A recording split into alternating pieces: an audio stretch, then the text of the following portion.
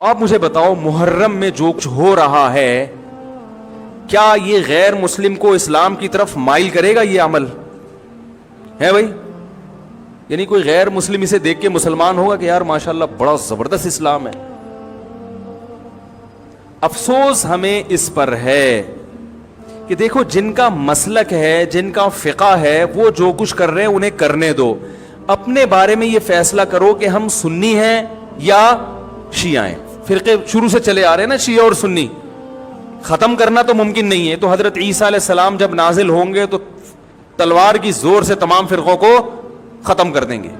تو جو کام عیسیٰ علیہ السلام کا ہے وہ خود کرنے کی کوشش نہ کرو، جو حضرت مہدی کا کام ہے وہ خود کرنے کی کوشش نہ کرو. ہم کسی فرقے کو ختم نہیں کر سکتے، لیکن ہم اپنے آپ کو ڈیفائن کر سکتے ہیں. ہم یہ بتا سکتے ہیں کہ ہماری رائے میں صحیح کیا ہے. تو میرے بھائی، نبی صلی اللہ علیہ وسلم نے فرمایا 73 فرقوں میں سے ایک جنتی ہے، تو یا تو ادھر چلے جاؤ یا بولتے کیوں نہیں؟ ابھی نہیں بول رہے تو پھر عمل کیسے کرو گے؟ یا تو پورے ادھر چلے جاؤ یا پورے ادھر آ جاؤ. مجھے خدا کی قسم اس پر کوئی اشکال نہیں ہوتا کہ شیعہ لوگ ماتم کیوں کر رہے ہیں، شیعہ لوگ یہ سب کچھ کیوں کر رہے ہیں، وہ جو ہے وہ مرثیے کیوں پڑھ رہے ہیں. مجھے اس پر اشکال نہیں ہوتا. ان کے دلائل ہوں گے ان کے پاس، ان کے علماء ان کو بتاتے ہیں. وہ کب کہتے ہیں کہ ہم سنی ہیں؟ وہ کب کہتے ہیں کہ ہم صحابہ کو حجت سمجھتے ہیں؟ ایک چیز کا انہوں نے دعویٰ ہی نہیں کیا تو ہم ان پر وہ کیوں تھوپے ان کے سر پہ؟ لیکن میں آپ کی بات کر رہا ہوں، میں ان لوگوں کی بات کر رہا ہوں جو اپنے آپ کو سنی کہتے ہیں.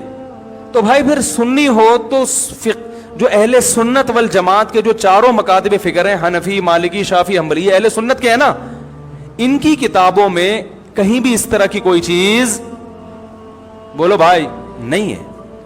ماتم کرنا اہل سنت کے ہاں جائز نہیں ہے. نبی صلی اللہ علیہ وسلم نے میت پر چیخو پکار کرنے کو حرام قرار دیا ہے. نوحہ کو جو میت پہ رونا پیٹنا ہوتا ہے، گریبان چاک کرنا، اس عمل پر آپ صلی اللہ علیہ وسلم نے لعنت فرمائی ہے. صحیح بخاری صحیح مسلم کی حدیثیں ہیں. حضرت جعفر طیار رضی اللہ تعالی عنہ نبی کے سگے چچا زاد بھائی میدان جنگ میں شہید ہوئے. 4 بیویاں بیوہ ہوئی ہیں، چھوٹے چھوٹے بچے یتیم ہو گئے. آپ نے ان کی بیویوں کو زور سے رونے کی اجازت نہیں دی. اتنا غضبناک ہوئے جب وہ باز نہیں آئے، آپ نے فرمایا ان کے منہ پہ خاک پھینک دو. حالانکہ بیوہ ہوئی ہیں، قابل ترس ہیں، لیکن چیخ کے رونے کی اجازت، حالانکہ وہ تو اہل بیت میں سے تھے. حضرت جعفر طیار ظلمن شہید ہوئے تھے. ہماری نظر میں حضرت حسین رضی اللہ تعالی عنہ کا قتل کربلا میں یہ تاریخ کا بدترین ظلم، اس لیے بدترین ظلم کہ آپ غیر مسلموں کے ہاتھوں شہید نہیں ہوئے، بلکہ ان لوگوں کے ہاتھوں شہید ہوئے جو اپنے آپ کو مسلمان کہتے تھے، اور مسلمانوں کی قیادت اس وقت ان کے ہاتھ میں تھی، حکومت ان کے ہاتھ میں تھی.